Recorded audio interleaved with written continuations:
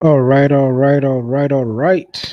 Let's get down with the show. So, welcome to the YouTube Basketball Radio. I just said, let me just put like a very good sounding intro. I really like that instrumental, nice music. I mean, streaming are just doing some phenomenal things up in here. But we're streaming on three platforms. So we have the YouTube Basketball Radio, which is my parent channel. We have NBA Kenya and there's Basketball Extra. So we're streaming onto three channels, and I've pinned the link to join the panel, so you can just have this chat and have a talk. And I just said, let me just put an open mic. I went live during the day, just give my initial reactions on this list. And right now, I've just opened even the floor to like people to just call in. So if you want to have a chat on this issue, we can just you can just make sure to hit the link, and you're joining, uh make sure to leave YouTube and join in. Don't watch on YouTube and come back here. So there's that issue when it comes to connectivity. So, and also and also comment in the chat, stay active in the chat, because any question that is coming, just make sure to pin it on there. So without further ado, man, I'm very excited. Very much excited. Hold on a bit.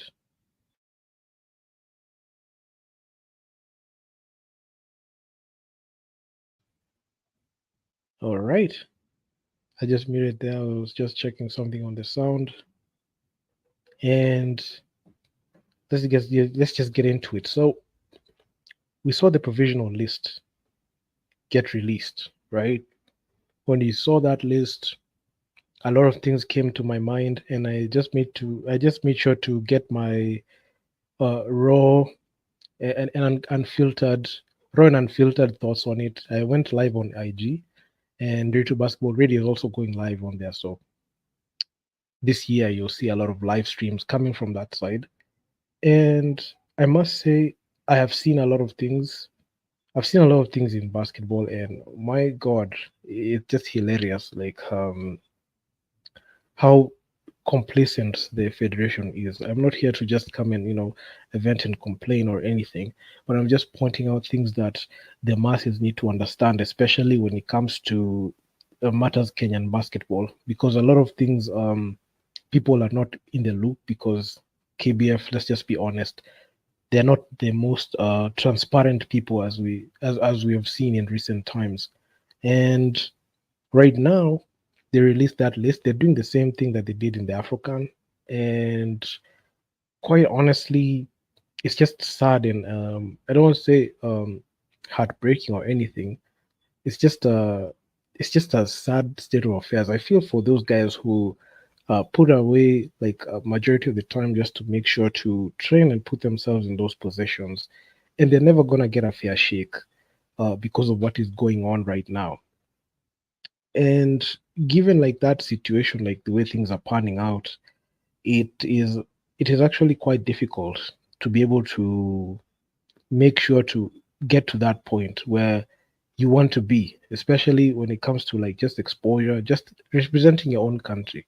Not necessarily exposure. You can even like travel outside the country and play basketball outside there, but just having the honor of representing your country, some people have taken it as it's their own. They're the only people who can do that. And right now on my channel, I'm just making sure to just highlight these things, because without people, without this intervention, and without people coming out and pointing out and calling things out the way they are, honestly, just becomes it becomes quite difficult to be able to like even have any level of continuity when it comes to improving the sport. So I've made a lot of posts, and I've talked I've been very active, especially on X, as well as I've been active on Facebook and Instagram as well, just to make sure just to get my opinion out there, and to just talk about this whole situation. And I I have a tendency of just using platforms, using digital platforms to make sure to inform people on what is really going on. I've done a good job at it, especially when it comes to just relaying information, just making sure that people are informed of what is really going on currently. And at that, that was the whole emphasis on the channel when even when I started. I don't want to go into much detail on that because my God, that's just another another story for another day. But all I must say is this, right? The whole intention of even having this live was to make sure to even just have people on board just to talk about this. Hopefully, can have a couple of guys in here just to talk about this whole situation. Let me just try to see if I can pull up some people. I've pinned the link on there so that people can be able to like have access to it. So if you want to join in the panel and have a conversation, make sure to click that link that is pinned at the top because that's where all the magic is happening. So right now I'm just trying to set things up. It's been a minute since I've operated using this StreamYard, but of course I've been using it for the past for I've used it for the better part of like 2 or 3 years now. So we're just good at it. So let me just put this. Just reaching out to some guys' DMs here. All right, I think we have shared the link widely, so that guys can even come in and join in. So given this whole situation, I've seen the Kenya Morans have brought in a coach. They brought in a new coach, and he hails from Australia. So I'm just waiting to see how the selection process is going to be done because they've reduced the provisional list. So this is a not the final list, so it's the provisional. So we're waiting to see after they go to tryouts when is the final list going to be released. So waiting on that one. So with that one, we'll have to just see how they operate, especially when it comes to training camp, of which I am somewhat of like skeptical because I've seen this story play out time and time again. I've seen them play this age old this age old trick. Just add the volume here. So I've seen them do this age old trick where they produce a provisional list. After they do that, they go to a tryouts. Mostly it's just scrimmage. Then after that, they mangle the list. That's when the cartels come in and do that thing that they usually do. Then they come up and fumble it and get and the final list is generated. And I must say the KBF cartels are just they just run deep. Honestly, I don't think there's anything we can do to be able to stop these. So I'm seeing. Let me just put Mike here on set. Mike. Yes, Ndiritu, how are you? VP man. How have you been? I've been great, man. It's been a minute. I thought let me just set up on the channel, just talk about this whole Kenya Morans thing, man. Yeah, great stuff. How's your new year coming along? The new year is great. It's fireworks from the start. Yeah, which Just is good. nafuatilia vitu mdogo mdogo hapo. So Great. we're just waiting to see. So hii kitu ni February 19th. Yes. I'm not sure what we are doing right now. It's about 4 weeks away. We have like 4 weeks to prepare. That's like a month. Well, that's again, that's Kenyan standard, so nothing to complain about. So at least we have at least a month to go out and prepare. Lakini kitu I don't know. Mi siko sure now. They've brought in like a new coach from Australia. Yeah. Ameleta a new coach. I've seen they have added like people on the list the way they used to do. The way they produce the provisional list, the way they do it. Exactly. Yeah. So there's no difference. It's just rinse and repeat. I'm just waiting to see how far it's gonna go. So, but this one, Well, yeah, exactly. That's now the outcome of it. The end goal is now what we have to wait and see. But one thing. Okay, aside also, I have a few things regarding, like you said, how the head coach was selected, what is the thinking behind who gets into the technical bench. You get, and then the selection of how the players are done. I don't know. Those are things which maybe KBF needs to come up and tell people how the selection is done, because the expectations from the fan side is also a lot. On the player side also, well, there are names there which you're like, okay, good. There's some names there, then you're like, okay, why is this person there? So I don't know whether, of course, we're not going to get that answer on how the selection is done, but one thing, the players there, okay, I'm like, okay, fine, that's good. And also in terms also of the technical bench, there are people there who you're like, okay, this is a fresh breath of air. So now we have to wait and see what happens there. What are they bringing to Morans? So it's a wait and see the kind of thing. oh my God, like it's the same thing. This is the same thing they did in the African. This is the same thing. Like it's the same thing. And the thing that bores me is when will we ever learn? Like we keep doing these last minute things. I don't even know where this coach came from. We just saw his bio. It was just announced. Exactly. So we okay, announce him. There was no like. You see, I'm happy we have a new coach, but I'm not happy with like the way it was done. But it's fine. Sometimes Yeah. change is good. Yes. We still have Coach Cliff Warren there because I don't get it. I don't understand why he's there. I feel like he should be dropped. I don't understand why Ansett is there. Where is Coach Guy? He got dropped in the FIBA African campaign last minute. Yes, So last minute, what is yeah. going on with that one? Did he step down? Did he resign? At some point, he was the head coach. Saya Metoleo. So what's going on? Then on Ansett or Fula Kwapo. Then on strength and conditioning, Hari. I mean, my God, it's from the top. It's you can't be able to like get what these people are doing or even their logic. I honestly do not get KBF logic. Then when it comes to like the list, I feel like it's formality. They've done this before. Then the cartels go in and just mangle the list. No, najenga watu wow. The way yeah, like exactly. Okay, ideally, on first looks, it looks great, but it looks like also again the new coach is being set up to fail because I don't know. We don't know what has happened in the background. We don't know whether he's been okay. And another thing, most Kenyan players don't even have until recently don't have like profiles and even videos so he can scout. So he's coming to work with a bunch of players selected by other coaches. And then also being supported by the coach bench. So I think that's the reason why Coach Cliff is there.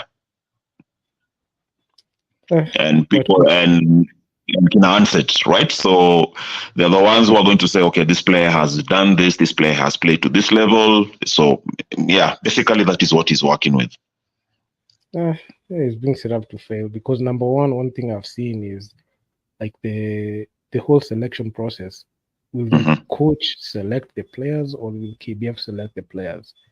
Because one thing I've seen is always there's a conflict there because you can have this coach wants this type of player, but the federation will the cartels they'll be like, no, take this one, take this player, he can do it. Okay. I don't understand. That's the thing that even happened with the 3x3 last year. In December when the year came to a close, you could see, oh, we have this player, but no, take this one. So that's the whole. It's a problem. This one is a problem. It's a big one. I don't know how you can be able to fix that because that one is just a recurring theme with that situation. Oh no, Naji, Yeah. That's a huge problem we are having in terms of how we go forward. So it's something that it's like we are. it's like forfeiting the inevitable. We know the outcome, but we can give them a benefit of doubt.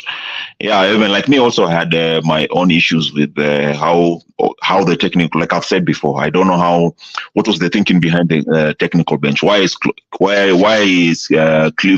there? Why is Ansett there? Okay, I know Harry is a good, or rather, he's a good development coach, but is he the best we can get currently? And we don't know also what coach Wallace is coming with. He might want to work with his people, so I don't even know how he's. That's what I'm saying. It kind of looks like he's been set up to fail. So that now KBF will say, "Oh, we brought an international coach." And the results were the same, but now we have it's kind of like a wait and see kind of game. So I don't know. I don't know what was the thinking. At least like you said, if they would have done the interviews, but the question again is how many coaches there? Because like you see, I saw even Olude is there, if I'm not wrong, part of the technical bench, something like that. So if we are not putting in Cliff, and they've put the whole team. You saw that Ndorito. Like all the coaches are there. Olude is there, Ojuku is there, George is there. Just a few coaches who are not there. But now, again, like I said, it's a wait and see game. So we wait and see what happens. They've put everyone there. Even I saw it's like they wanted to make the list like longer. I'm seeing Fallen One join here. They just put them on. I've seen they made the list longer, and they added even the X3, which I found out was not necessary. But anyway, exactly. But I don't know. Does that mean also on the technical bench? Okay, there are going to be some people to be chopped off. So again, we wait and see who gets to go to the final list. As usual, we expect what's going to happen. The usual. So the usual suspects are going to be there. Yeah, no doubt. Mm. Naona Fallen One. I don't know if it's sijui nani ameingia na Fallen One. Are you there? Can allow them in. Yeah. Nderito, I'm here. Ni venye niko na mtoto kwa barabara, so I'll just listen for now. I won't react much. It's okay. And it's all right. Right. So Mike, comment from Fallen One, huh? Mike, the way I was saying, like they're going to do that thing that they usually do. They what they do is we just say another guy has joined in. They'll just do the thing that they're used to doing. CLB, Mike Kidogo too. CLB. CLB, are you there?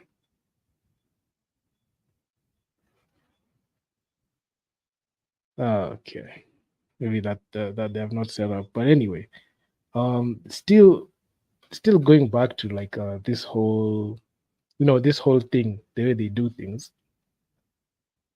Even on the just even the guys on the panel, I know I put the link there, so please feel free to join in and also share the link widely so that a lot of people can see it, or even share it to the federation officials so that they can even listen to it. So on to this whole selection thing. I just want to hear from you, Mike, CLB, if you're there. Robert SFDC is there. Also, Robert, join the panel. Join the panel. I just want to say this. We've seen this script, the way they did it. Following through the Afrocan, what they did was they put out a provisional list. We got very excited.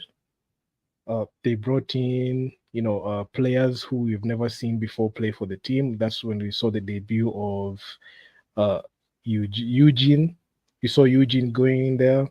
We saw the debut of Derek Ogechi, and he was actually one of those guys that I was not expecting to play like that, but he's that guy. Then we've had then we had that run that we had, but you could see from the jump in that Cote d'Ivoire game when the Kenya Morans went and played, it gave us a lot of confidence considering the fact that they were coming off just that training camp, that whole process. I even jumped the gun. During training camp, you could see they battled the Street League Select team. They went ahead and beat the South Sudanese team based in Kenya. They did that. They brought in a lot of confidence. They brought a lot of confidence. Then when it came, they played the Ikuti Dumas just to finish up. Then they left. Then we just had like a few politics here and there when Coach Guy got left off the team. Then we had like that the officials went there and played. Yeah, the officials went there and facilitated, made sure everything is okay. And the guys out there went ahead and played. We had a subpar performance in the second and third game, and it ended not on the best note as we finished number 6. So given this whole run that we're having right now, guys on the panel, do you think that we have the ability to be able to like do something and be constructive, even be productive on the court? I know the matchups are very difficult. I know the preparation right now is just not on our side. Honestly, we have a new coach, so that means new philosophy. We have a provisional list. We don't know the final list of the teams, the players, the legacy players that are still on the squad. And quite honestly, it leaves a lot of question marks in there on what to expect. So even without even going into the tournament per se, like the way we have started, my God, we just we're just setting ourselves up for the same kind of situation we got last year in the African. And this one is actually going to be quite brutal because I made a couple of videos talking about the matchups against Tunisia, Angola, and Guinea. You might think Guinea it will be an easy team to beat, but honestly, statistically, they've weighed us. They've taken us out. Looking at Tunisia, they're the defending champions, no question. Even they beat us in the last game, which we played against them in the AfroCham. Angola have beef with us. On site, they're going to take us out any day. So, guys on the panel, Mike, given like all these things are happening, do you think like we can do something or even be impactful with this run? Mike? Also, guys, okay. I think I'll go first. I think again, we have spoken about this in different forums several times. In terms of preparation, again, we are not there yet. I mean, we cannot be having a provincial list 1 month to the tournament. That means even I don't know whether the coach is around. So by the time the coach is coming, they're going to have like a week or 2 weeks in camp before now the coach comes, or rather now it's going to be Coach Cliff running the show, and then until this coach comes, then they have a 1 week, like you said, 1 week to do the philosophy and yada yada. And like we have said before, we expect if it is the national team, we should have been knowing who are the players, whether they are the legacy players or the new players. Or the new players, yeah. The league has not been on since I think December thereabout.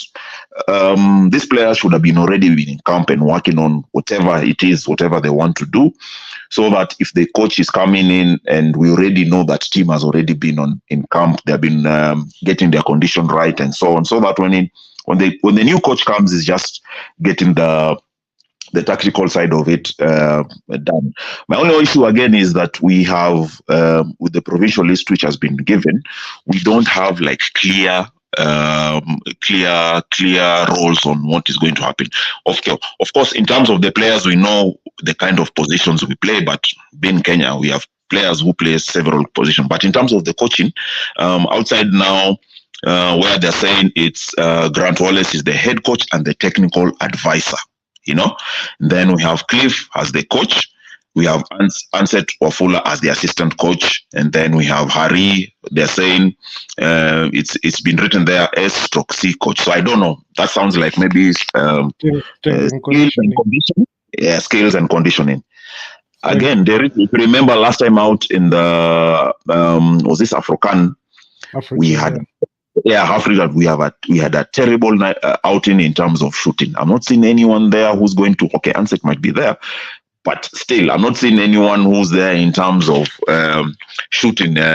Shooting. I'm not seeing anybody there in terms of defensive. Because basketball, it's both ways. You have to be offensive. You have to be defensive. I'm not seeing anyone who's going to be the defensive coach. On the other side, the other coaches who have been named there, I'm assuming, okay, there's the women's team that is for George, and then also Juku. Then the other ones are the 3x3. But if you look at how even this team has been set up, there are no clear defined roles on who's going to do what in terms of the coaching and the technical bench.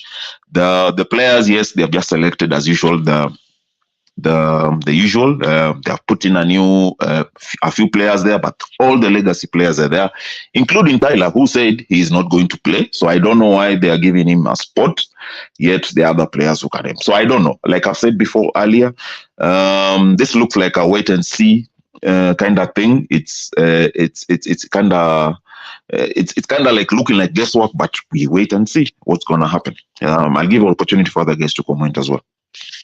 Even if you say it's a wait and see, like we've seen this script pan out. We've seen like what happens. Okay, we can bring in a new coach.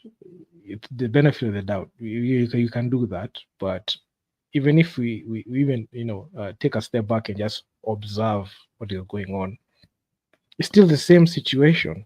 It's still the same. It's the same thing you're going to see. It's like we already know what is going to happen.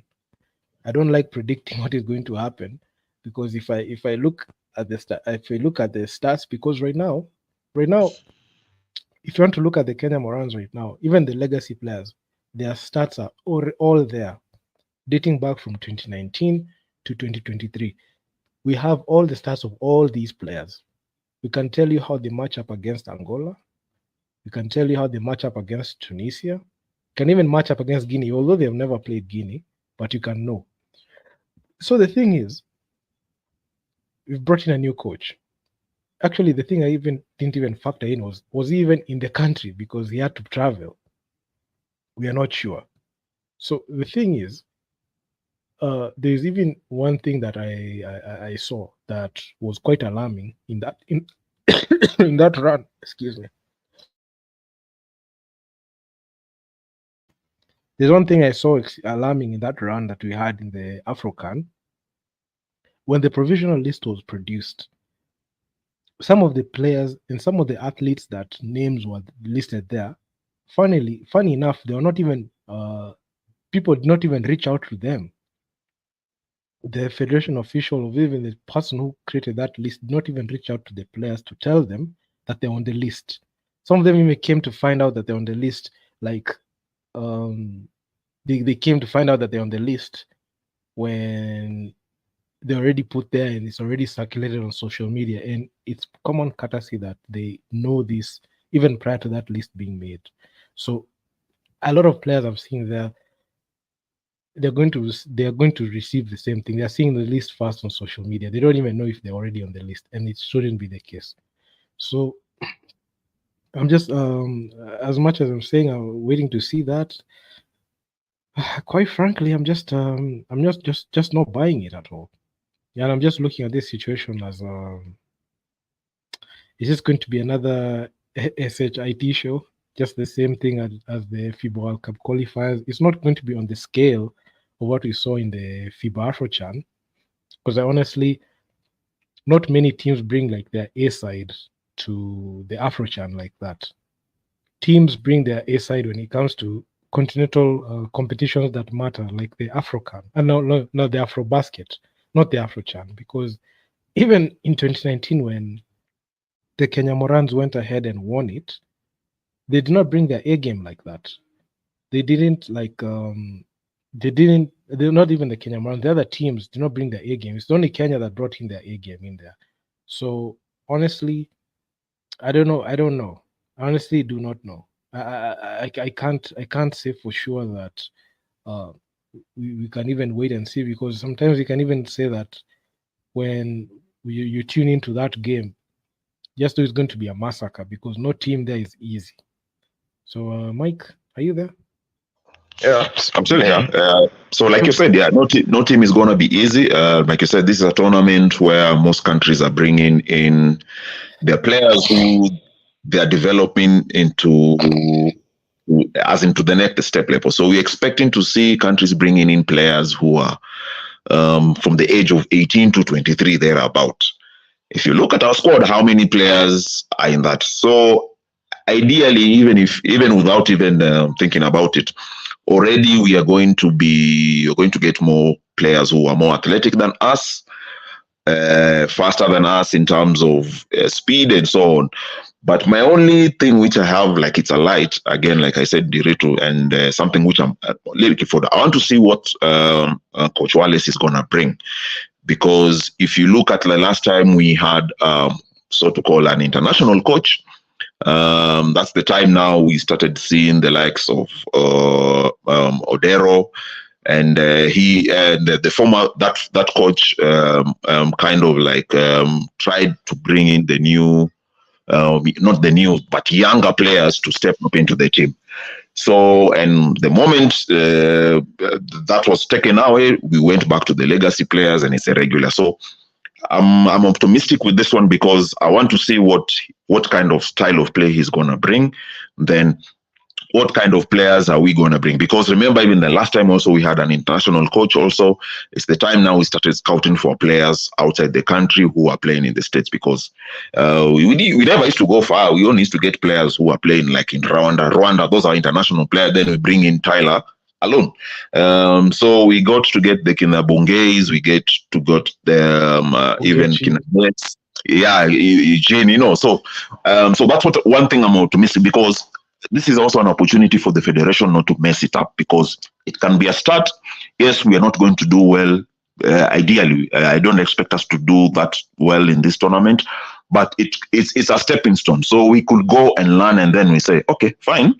We went to this kind of players, and we have noticed that this kind of players are not for the Morans. This is what we need to be looking for. Because if you look currently, even in the continent, basketball is evolving in such a huge way, and it is, if you look around also, I think in East Africa, it's ourselves and maybe perhaps our neighbors in Uganda who are like kind of like lagging behind. The rest of the countries around in Africa are moving forward in such a it's the pace is insane, I'm telling you, such that if we don't use these opportunities like a stepping stone to greater heights, will become like the nobodies of basketball in Africa. So for me, it's more optimistic. That's why I'm saying it's wait and see. I want to see what Grant Wallace is gonna bring, and then from there, after this tournament, what next? Yeah, true. I mean, I feel like this new change will really help, and having just having that change, especially in the coaching side, because we've seen what Coach Cliff has produced. We saw what Coach Mills did with this squad, and looking at that situation, after Coach Mills left, the team did not look the same. The team went on a downward spiral. Coach Cliff and Coach Guy did their best, but given that like that group of guys, they're not able to wheel that team and bring that team to the level that we wanted. But given like this change, this I don't want to say a radical change, because we've not like done an overhaul of the whole team, the whole coaching staff, but we've the head coach position has changed. So in the end, I just feel like it's a step in the right direction, because they've seen the coaching problem will have plagued us, especially going into a major tournament. And there's one thing that I made an observation when I was when I was watching, like just keeping up with continental basketball. There are tournaments that countries take seriously. The AfroBasket, a lot of countries take this tournament very seriously. And looking at even a competition like the AfroChan, I don't think like a lot of nations took them with the magnitude of seriousness that it deserved. I didn't see that because the big the big the big tournament was the FIBA World Cup that was just a month away. So that's the one that they were gearing up towards. So even like they didn't give the AFCHAN that much seriousness. There's only I think it's only us that we give it like a lot of seriousness because we were really down bad at the time. But this one, many countries are just going to come in with their A squad, and if we don't like if we mess up when it comes to like getting like the right people who can be able to like do something for the squad, this might be it for us because where do we go now if we fold in the AfroBasket, and let's say for example worst case scenario you get beat 0-6, we go 0-6 like countries like Madagascar, the way they get beat. Where do we go from there? Do we go back to this same discussion of trying to rebuild legacy players, all that? Or we do look ourselves in the mirror and say, you know what? We had all these chances, but we have failed. We have all these, opportunities to become one of the teams that can be a threat, but we have thrown them all away. And what puts more pressure is what other countries are doing around us. We're seeing what Rwanda are doing. We're seeing what Uganda is doing. As much as they're not there, we can see what they're doing currently right now. So even with this tournament, if you just take it in isolation, look at even what other countries are doing, even in competitions like the BAL. So it's so difficult. If we fail in this part, where do we go from here? Because when we failed in the AfroChan, now that means with that 6th place finish, that means that when the next AfroChan comes in, we have to go through Road to AfroCan to qualify for it. Now we're in the AfroBasket. If we fail in this part, where do we go? Quite honestly, tutaenda wapi? Hii kitu itaenda wapi bana? Mike, you put your video on. Yeah, sorry. Sorry. Yeah. So again, like you said, it's. I mean, even the writing is already there on the wall because we have seen what happened in the last outing for AfroBasket. We've seen what was there in the last outing for AfroCan. So the writing is already there on the wall. We already know where we made our mistakes. We already know what went wrong. So it's all about now, like you said, where do we move ahead from here? We move. Yes. We know where we're going to. We know what we need to do, but it's so radical because that means that we have to get rid of some things or some bad habits that we've had, and also some personnel just have to step down so that we can get to that next level. Okay, looking at even this situation like this, right? Yeah. Other like countries are gearing up towards continental ball. Like this is in the past like 2-3 years, we have had like a surge in people wanting to play basketball in Africa. It has been one of those things that has taken us by storm. But the problem is Kenya is not prepared for it. And the reason why we're not prepared for it is like I won't even blame the athletes because the athletes do their job. But when it comes to the coaches at the club level, the federation at the executive level, I can say they have really failed in setting us up for success. They have done, they are successful in, getting GOK to fund our outings. But when it comes to when it matters on the court, we really struggle. And we have seen statistically, we are not the best. We are not the best. We're not the sharpest tool in the box, especially when it comes to players who have the ability to play well. So honestly, this one is just I must say it's a difficult one. I feel like we have a shot. You can say we have a shot, but it's a long shot, man. Let's be honest, Deritu, it's indeed a long shot, or we don't even have a shot at all. I totally agree with you 100%. I mean, I don't know. The federation is it's a whole monster to deal with, because the question would be what is the federation doing in terms of growing the game and where we need to be. I would have expected, since the 2019 time to now. Africa. We are now in 2024. It's now almost that is 4 years. Yeah, we are almost going to 5 years into since that. And instead of going forward, our basketball is regressing. So I would expected like the federation to tell us, okay, this is the reason why we are selecting this coach, because this is our vision in the next 2-3 years. We don't want a thing of now quick fix. He might come, then we don't know whether he's going to be there in the next tournament. He might come and then he'll say, like you said, me, I cannot work with this kind of scenario where I've been set up to fail. What is the federation doing to develop the players?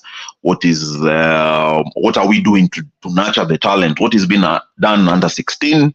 What is being done under 18? Who are the players we know under 18 that we know in the next 2-3 years? These are the players we'll be taking to African. So that we don't want, like, okay, when the list came out, okay, first of all, I was surprised that indeed there's something happening.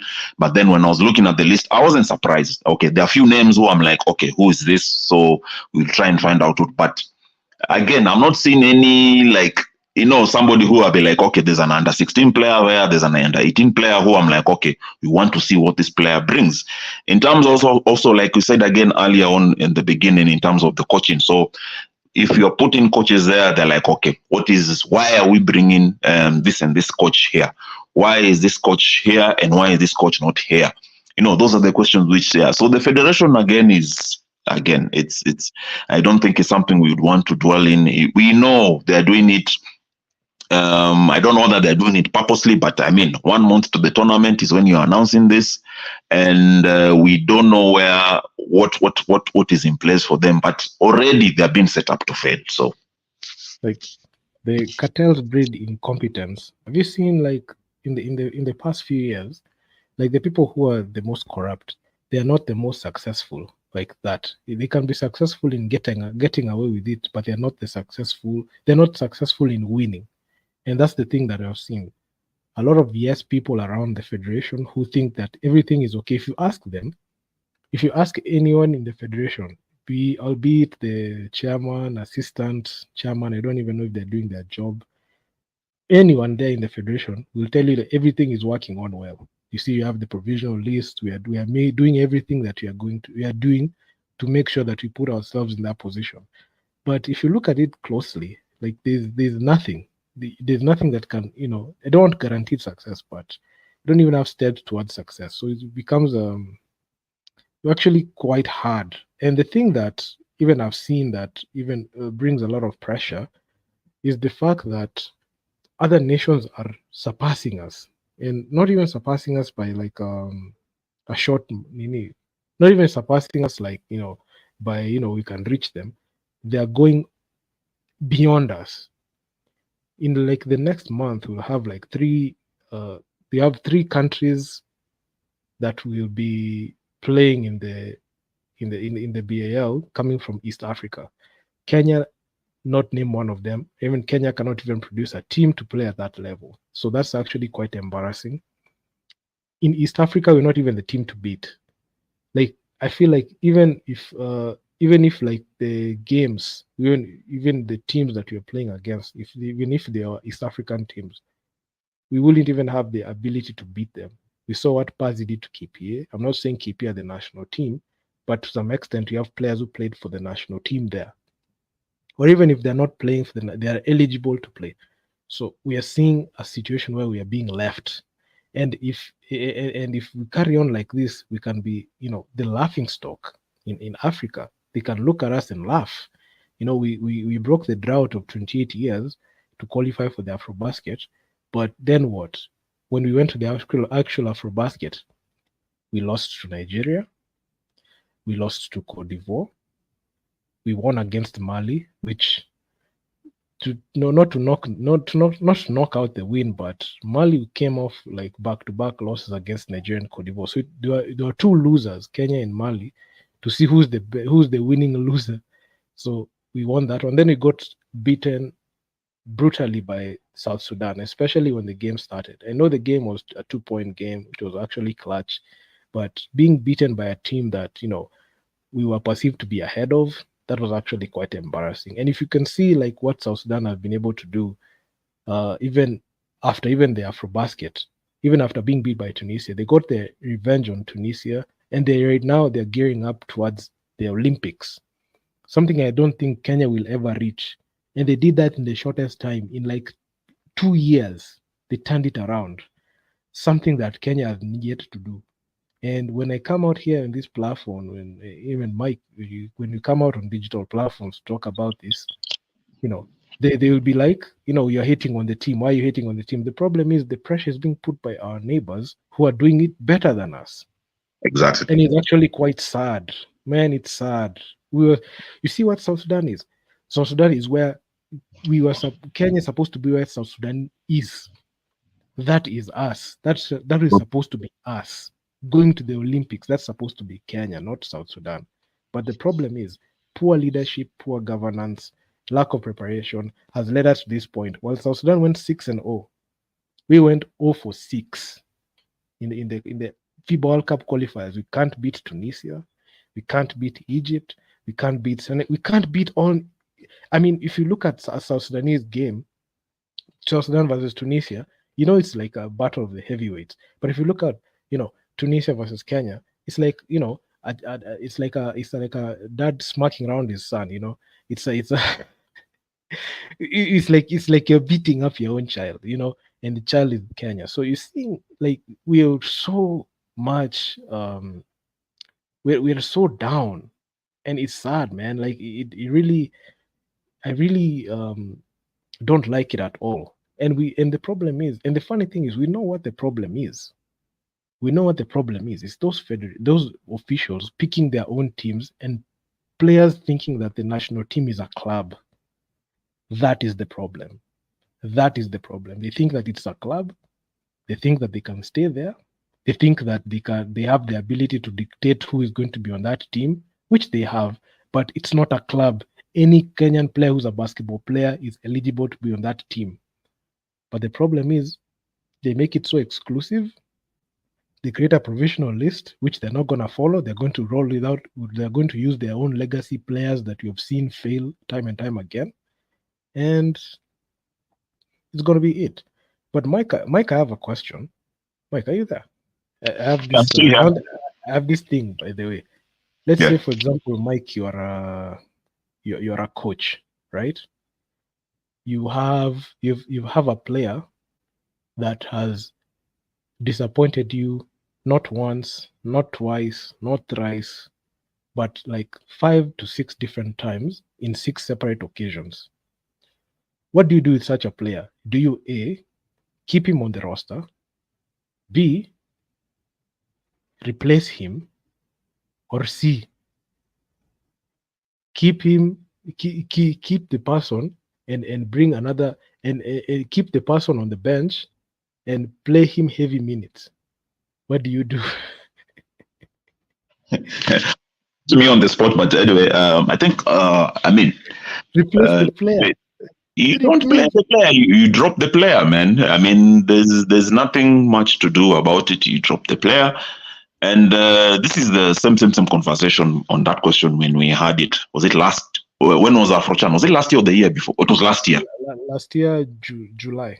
July. Remember when the list came out, and then we were like, how come so and so is not there? How come so and so went there? And when the team actually went there, I mean, the chickens, for lack of a better word, the chickens actually came home to roost, because we picked how many guards were there? Because I remember we had in one position we had like 4 players the same position who played the same style, and that is why in that one horrendous game we went for how many was it? 2 for 23 in the 3-point.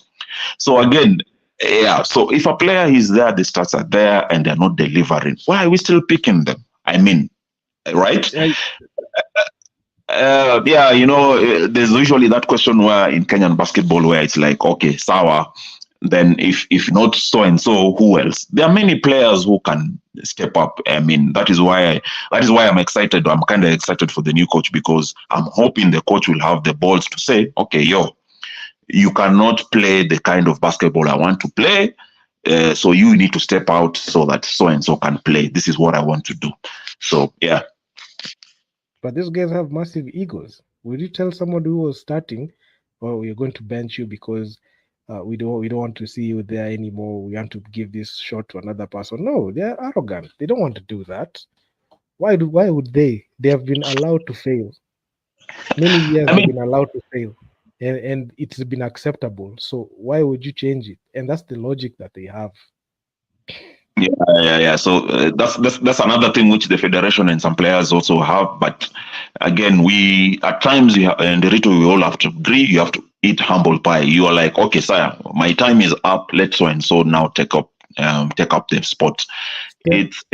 It's yeah, it's good. It's something I know. It's something huge to get. I mean, to get called up to play for the national team in whatever sport. But it comes a time where, like, even if you get the call up, and that's why I respect and I really admire what Tyler did, because he was like, yeah, he's arguably the best player on that Yeah. roster, or currently the best player we have in the country. But for him to say, like, yo, me, I'm not dealing with this kind of shenanigans and preparation, and leave my name about. I'll only come and play when you guys have like proper structures and proper preparation. I'll come. I mean, how many players in the roster can do that? Guys get the call up. You're like, yo, me made to a national team, whether it's provisional or not. I got called up. If I get dropped or not, yeah. So this egos thing, people need to learn and eat humble pie. I mean, the stats are there. If you want, I don't even know whether we have a video kind of person for the Morans. I mean, those are the things which the coach Wallace should be shown. I'm like, yo, this is how this Nani plays. This is how he plays defense. This is how he plays offense. So when he's dropped, there's evidence there. So we don't want to do ego bruise. I mean, if you can't play or your time is up, please let the other people play. Yeah, true. Like you're having some people who think like, it's like they think it's like a club. They think it's like, we have exclusive access to this. Honestly, there are players who's not supposed to be on that team. If we just, even on the stats perspective, even if you look at the stat sheet, if we compile all the statistics of the players that you don't want on the team, it will play against them, because you'll see a player average 1.8 points per game. Go in a game, they have like, north of 5 fouls and 0 points. They're not assisting, they're not rebounding, they're not blocking, they're not doing anything. Nothing. They're doing nothing. I know the national team dynamics are different because it's different from the club level. But one thing I know in basketball, a good player, their game always shows, regardless of whatever situation. Even if they don't even have to score like 30 or even 20 like that. They can even get an efficient 12 points. They can get an efficient 12 points. They can dish out the rock. They can facilitate. They can defend. They have that physicality, something I have not seen Kenya have. Like somebody like Bushwa Mukota gets, bumped every single time. Somebody like Bram, I know it was his first go around, but he couldn't even hold the ball with two hands. It was actually quite difficult. So we're having players who have been complacent. Somebody like Bush, that guy, when he plays the five, he's the most inefficient player, especially with productivity coming from the post. I know our eyes get shut when you see like his rebounding numbers. This game he got like about 18 or 19 rebounds, but majority of them were defensive. He got like about 14 or 15 defensive boards, but the other offensive boards, what did he do with them? Nothing. He couldn't A even. question to you before you go far. Yeah. Yeah. So that example for Bush. Um, how many players do we have that can play that five position in the first place? We That don't can do better have. than Bush. We don't have, and that's the reason as to why we stick with them. Exactly. We So stick with him. I know. we I are know we it's are yeah we are caught in a catch-22. So that yes. is why also we need, I don't know. That's why again KBF, they need to, I don't know what they're doing. They need to start scouting. You can even get sorry to say, we can the only players who have that kind. Okay, they might not have that mass that we need for that position, but the height might be there. We can. I think we have so many players who are from South Sudan and they are now Kenyan. So we can get them, and the likes of I don't think whether Bram could play that position well. But I mean, what? Okay, God forbid. I'm thinking of what if now we don't get a player like. What if Bush cannot play? What do? We don't have a player of that size. Like that's why you were saying on the defensive side of it, he was getting so many rebounds. He protects the paint. But now, outside Bush, who else can play that position? That's actually quite difficult. You can't be able to like pinpoint that Exactly. one easily. And that the thing is, okay, I'm not saying like we don't have like quality centers. If you can even do a rundown and try to look at the Nairobi City Thunder. You can Yes. look at the KPA Dockers. You Yes. can look at the Ulinzi Warriors. Uh, Okay, why? Okay, I'm not saying that Bush is not an option that we can go to, but he's a guy that has not been able to evolve his game to a yeah. point where he's productive and get us to where we need to be. He's not the player that we can get us to where we need to be. Yes, he can play the five, but is he a guy that is a difference maker that can do this? We have given him so many opportunities. He was there in the Afrocan 2019. He played for the Afro Basket. We have seen him, a flop. We've seen him fail like multiple times.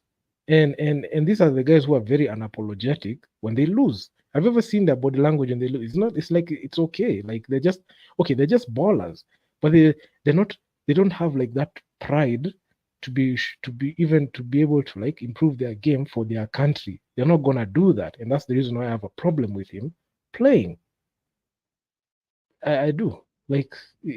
I don't think he's a guy that we can rely on consistently, and even not rely consistently, rely to be able to push the needle for the team. I don't think so, and that's the reason as to why I'm not that comfortable when he gets selected, because I know this is a player that doesn't care. He's just gonna go there, play, even if it's a win or a loss, it's okay. That's how they operate. There's no national pride in them. Actually, that's actually supposed to be a metric. People are willing to dive and play well. That's one thing. So, Mike. Yeah, I totally agree with you. So, and that also brings another aspect of it where we're saying also the players, we need to see some competitive edge in terms of the players, because yeah, if I know I'm a five and I know Bush is the starting five, if I get this opportunity to get called up for the national team and I know Bush is the starting, I need to play in such a way that I'm going to knock out Bush. You get, such that if Bush is not giving us the Oh, sorry. Go ahead. Go ahead. if he's not giving us the returns or the results that we desire, we know that we have player X. If it's going to be further than he's going to play, then we're like, okay, let's look at the stats and let's look at the returns. If Fade is giving us better plus or minus than Bush, then we definitely know that Fade is going to be our starting five, and we're going to move a player like Bush Mike, to the bench. you're Yeah. rotating. You're rotating with Fade, and Fade has also been inconsistent. I'm giving an example. It's okay. It's okay. I know what you're saying, because Yeah. there's, So there's there's that logic. There's that logic. Even I saw there's this time we had a space like way back, like Kitambo, like Ukoma 2021, when the when beginning, yes. Tugenge was starting, Yeah. and that space actually it was huge. And one thing I saw was like there's that logic where like the legacy players they say that you have to outrun me from my position so they Yes. can leave it. Okay, it's good, but now when it comes to like there's what the player can do and there was what the coach can do. Okay, Mm. let's say for example player X. I don't even want to mention names, but let's say player X outplays player Y and player X is a starter at that position. Would it be wise to let this battle go on between player X and player Y as a coach, or just as a coach make the decision to make that radical decision to say, okay, we're going to start him because of this, and this. We're going to put you in minutes restriction because of this thing. We don't want to stretch you that much. I feel like even as a player, if you say that you want to outrun like this other player and play for his position, it's healthy competition. But when it comes down to like the final decision, it's not the player who's going to decide. It's actually the coach, and that's where I don't like when we have Coach Cliff in there, because he's going to side with the legacy players and said, he's much more experienced. He's going to play heavy minutes. The man plays heavy minutes. He comes up with a dud performance. Then the other player that was supposed to play that position doesn't even get minutes. Take the example of Ariel Ortega. Ariel Ortega did not play a lick of basketball in the first 3 games. I think the first game he played like 59 seconds. The second and third games, like it was a DNP because he didn't do anything. He only played the remaining 2 games where it didn't matter. So my question is, like, is it fair? It's not fair, honestly. The coach is siding, even if you go with that, the coach is at that time was just siding with the legacy players. So it's actually quite difficult to be able to like change that. When they carry on like that, it becomes difficult to be able to change the status quo and the way things are. So honestly, it's just another headache that you don't have to deal with. And what makes it a headache is these people keep getting call-ups. These people keep getting they keep getting hits, and they're told, okay, come and play for us. Okay, you just come and play for us, which I'm not that comfortable with. So I don't know how long it's going to take. Will it take us to begin being swept 0-3 so that we can be able to learn? Because we got beat in the FIBA World Cup qualifiers, we didn't get it. We got beat in the African, we still couldn't get it. We got beat in the AfroBasket the other year, like 2 years ago. We still did not understand it. So how long will it take for us to learn that lesson? So will it take us getting swept in this, not participating in the AfroBasket next year, so that you can learn? So, I mean, that one I'll just leave it up to the basketball gods to tell us, because, oh my God, it's a difficult one. Yeah, well, I guess if it means us being swept and not being able to participate in the next few years tournaments, well and good. It will be like a step back, and I hope it becomes an opportunity for us to reflect, and hopefully by then would have gotten some changes in the federation as well, such that we get kind of what would I say, like basketball-minded people, not just people who are there for the name of bearing an office. You say you are an official, and you're not giving results. Again, it falls back, like you've said it so many times in your platforms regarding the 3x3. I mean, if the 3x3, all the outings, okay, kudos to the ladies, they do well, but for the men's side is where I'm having a problem, is because every time the outing is, the results are not there. Then so why are we maintaining the same, okay, sorry to say, the same coaches, and then we are also still selecting the same players? I mean, you've gone for 3x3 twice, and the results are not there. So that's, I think, the narrative we need to change also. And it's just to run back on what we're saying regarding the player.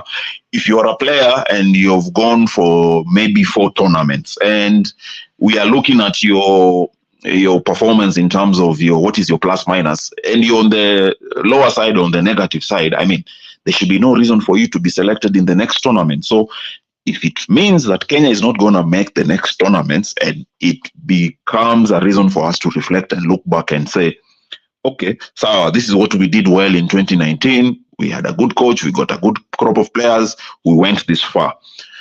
Now, what can we do now to improve on that? What do we need to do as a federation? What do we need to do as a nation so that now we become in the conversation? Because remember, as a country, we are lagging behind in terms of the national team and also in the club level. So in the club level, also in the BL, it's the same thing, because what is happening in the country is going to reflect in the club, and it's going to reflect in the national team. So it's a conversation which the federation needs to have, because, I mean, a conversation the federation should have had many years ago is when we had the big teams leaving. When you find a team like the Corp Banks then and the KCBs leaving the league, and you as a federation are just seated there, you're like, it's okay. I mean, you should be now, with now what BL would have done at that time, the federation should have called Corp Bank and KCB and like, why are you leaving the league? Yeah, these are multiple winning teams in the league, and for them to leave the league, it's a big impact. Up to now, KCB have never gotten back. Copbank has never gotten back. If you look at the example for KCB have teams in all aspects of football, the major sports in the country. They have a team in volleyball, both men, female. They have a team in the Kenya Premier League in terms of football. They have a team in rugby, which is doing so well. So why is it that basketball, KCB pulls out? It means there's something wrong with the federation. Yeah, I mean, for a team for KCB to say like, okay, we are not supporting the team anymore, blah blah blah, and they're just from winning the champion, something is wrong. I don't know whether you're getting my point. I do get your point 100. Very and clear. and you see where BAL is going right now, and we are having also Kenyan teams lagging behind. You've said it before, you've had it in your streams before on how KPA can fail to even make the tournament. I mean, we need to have that conversation on what are we doing wrong? What's going wrong in terms of basketball in this country? Yeah. It's a question that it has a very direct answer, and honestly, it's actually funny. It's a very funny situation, because on one hand we are struggling. We are struggling to be able to compete in continental ball, and the thing that makes it funny is we know where the problem is. We know what solution we have, but the issue is nobody wants to follow up on it. Nobody wants to call it out the way it is. The federation will blame everything else, but it won't blame corruption. It will say it's everything else but not corruption. It's not even when it comes, when I say corruption, it's not like they're stealing anything, but all I'm saying is, like, there are people you can't trust. There are people they are not transparent. They won't tell you. Like, they won't come out and say that we are struggling here. They were not saying that we're not. They're not. They like, let's say, for example, in the club level, in the club they would rather stay with their own unit, not ask help from any other coaches, represent the country, fail, and when they win, they want to take all the credit. It's greed and selfishness. You want a coach wants to coach the whole team all through until he wins, so that he can grab all the credit. And it's a collective effort. When whichever team leaves the country, even when you look at the BAL, they're not looking at APR, they're looking at Rwanda. If you see, like, even in the graphic during the game, you'll see APR, then you'll see into bracket Rwanda. You're carrying the flag of the country. Even the women, when they went to the FIBA Africa Women's Basketball League last year, it was KPA, but it was Kenya. So you're seeing they're trying to take the club and they're trying to, like, isolate it from, like, the nation, and it's not working. All right, when you go to the national team level, we have the cartels inside KBF who decide who's going to play, and their only concern is just flying. They just want to board a plane and go outside. They just want to be that team, that they want to be those people that, at least the federation paid my per diem in my trip, so I'm good. Then that's the mentality. We're very shallow-minded. Very shallow. We have shallow-minded leadership. People who lack accountability. People who are already bought by these teams. The legacy players, as long as they're playing for the big teams, they are always going to be in that team, because the team has a deal with the federation and with them. So as much as there's a team that has already been selected, they'll be like, no, how is it that you're taking the national team without 3 players from the Nairobi City Thunder? Then you see some players get knocked off. Okay, how is it that with the top 4 team and you don't even have a player from Ulinzi, you put a player in there? Irregardless of the chemistry, how is it that we're the defending champions, so that means we need at least 3 slots in the national team? You see, that's how it is. Then at the end of the day, you're finding a situation where we have a team that has zero chemistry. They are quote unquote the best players in the country, but when they go outside, they can't fix that chemistry, and that's the problem. So, man, it's a very sad situation, sad state of affairs. How many losses will it take? Because if I look at the win and loss column for the Kenya Morans, my God, we have so many L's than wins. You can even count the L's. The L's are like, My God, they're like how many? In the past, like This is from when? From 2019 or I'm not even. I'm counting from 2020 in the Afro, or in from the Afro, 2020? in the Afro basket. If I count from in the top of my head, in the Afro basket qualifiers, we have 4 L's. In the actual Afro basket, we have That's last 3. year. That's not last year, like the other year before, 2020. Oh yeah, We're starting okay, from okay.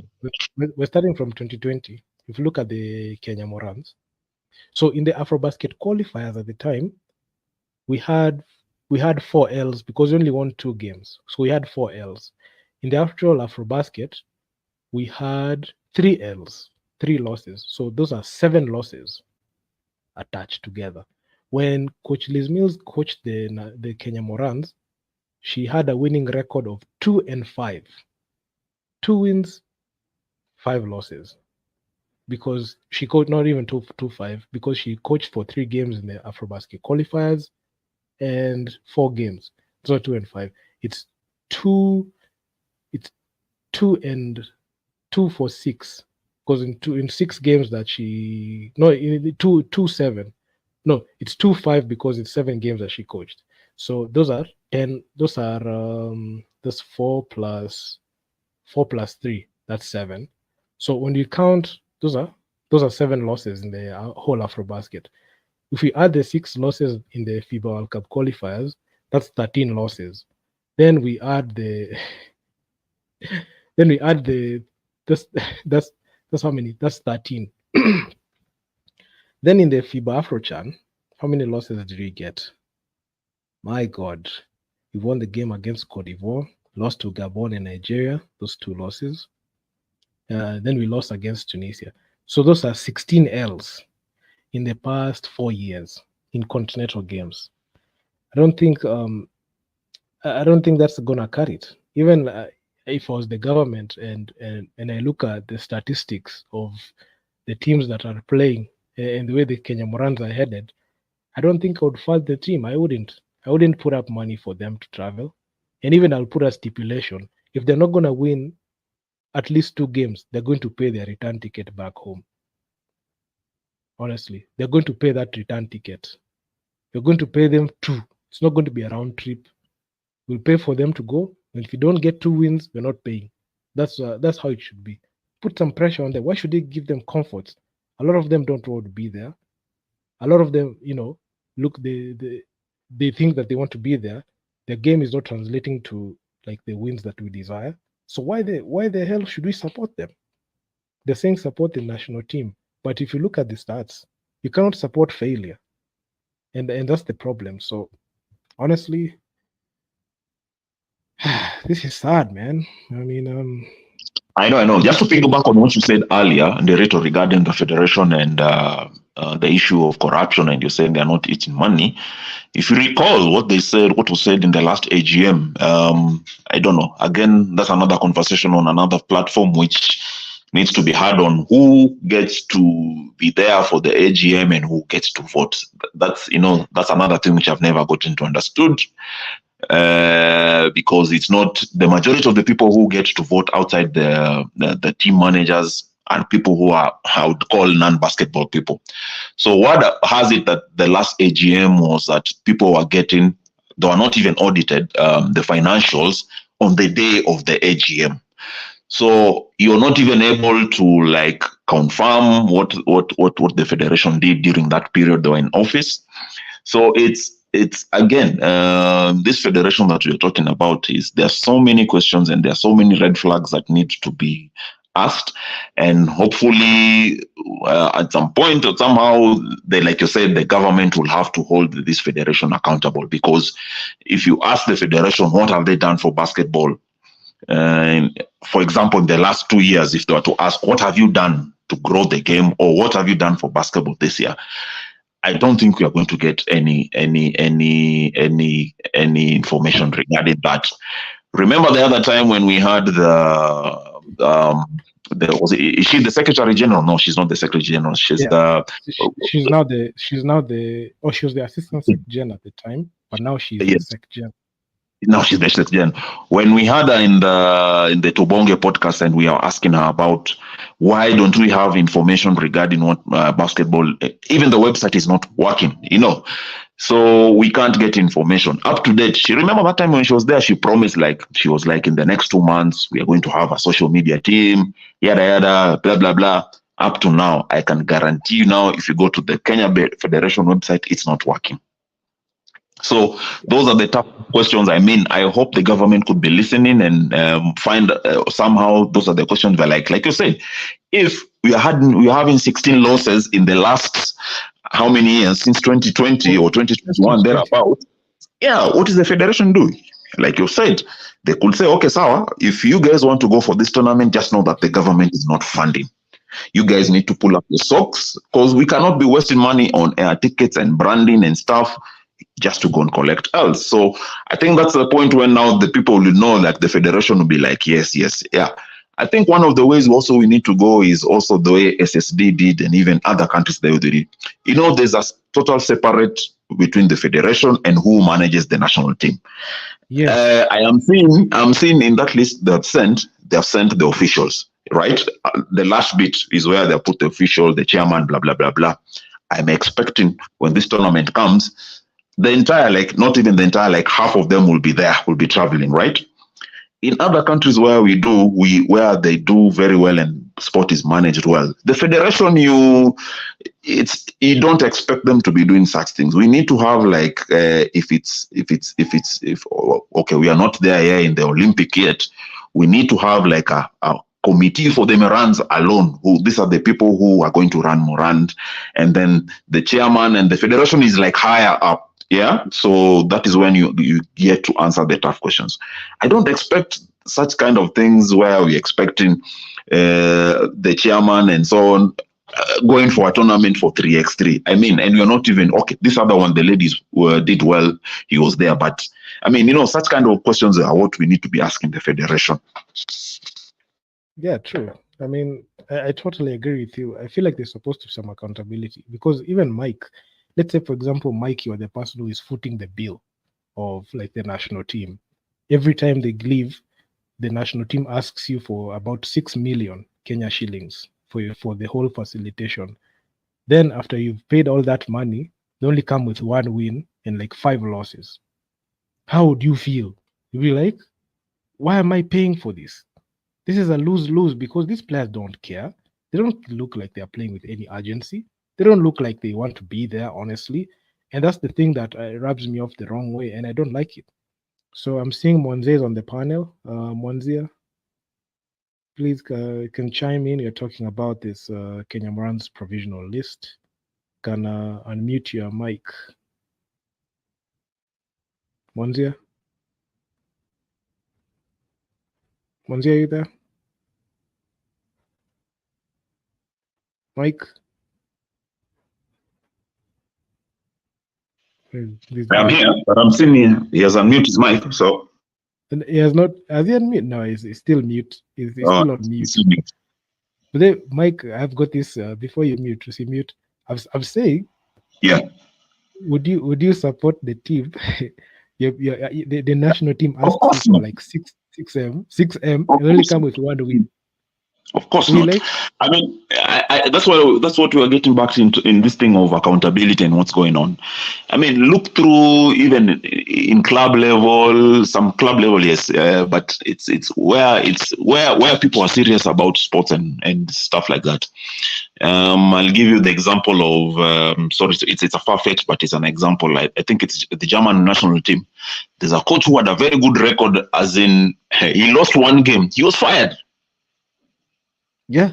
Just 1 game, and I think it was I don't know whether it was a qualifier. He was fired. They were like, no, this, according to our standards, we will not entertain this. 1 game, the guy went home. So those are the questions we need to ask, and it's money, and then at the end of the day, if you don't know, this is taxpayers' money, which people are taking flights, hotels, and stuff like that, and people are just riding on it. So I mean. Like, Mike, you pay even the visas. Like, if you travel to a country like Egypt, Cameroon, Angola, you have to pay visas for it, man. Then you come in and lose. Come on now. It's not fair. I don't think it's I don't think it's right. And honestly, even if I was in the government side, I would pull out my support. I'll be like, no, I'm not gonna support failure because you're embarrassing us. Why is it that the other sports are doing well? It's just you. It's not like it's rocket science or anything. It's just putting right people there. But the cartels do not want to follow the way it's supposed to be. And that's the problem. And that's the reason as to why we're having this discussion now. That's the reason as to why we're talking about this now. And we are seeing the inevitable. It's going to happen. We're going to get embarrassed. We're going to get beat 0 for 3. And honestly, I predicted it. I predicted this even in the time in the first window of the FIBA World Cup qualifiers where Kenya played. I predicted that the Kenya Morans are going to be swept 0 for 3. And it did happen. We lost against Congo DR. We got battered by Egypt. Then it got battered again. So, yeah, I mean, it's tough. So, Mike, I would like to close the show at that point. Mike? Yes, I'm here. Closing So up the anyway, my show. closing remarks before you close, I think as much as yes, they say support the team. Yes, we are going to support the team, but also we need to hold the team accountable. So the team being the federation and also the players. So we hope we have been optimistic with the new coach. We hope he's coming in with and he's aware of what he's coming to work with, and we wish the team well. We don't wish the team to fail, but we are wishing them well. Hopefully, with the time we have, if he can come in early, they start working on it, they get into camp, and then we'll be optimistic. And like I said earlier on in the show, I said that I'm looking at this as a stepping stone. So hope the federation can use this as a foundation that yes, we might not do well in this current one, but what do we learn from there and what do we learn from the past mistakes? If we can move from there and we progressively move on in the next and say, this is our target from the next 3 years or 5 years, and this is the project we are working with Coach Wallace, I am game. But if we go back to the same old, then what is else to do, Nderito? So yeah, thank you so much. Yeah, man. I mean, I think I've said a lot of things, but honestly, it's a very difficult thing to call right now. And yeah, man, thanks for turning up for the show, man. I even made sure to send you a direct link through DMs.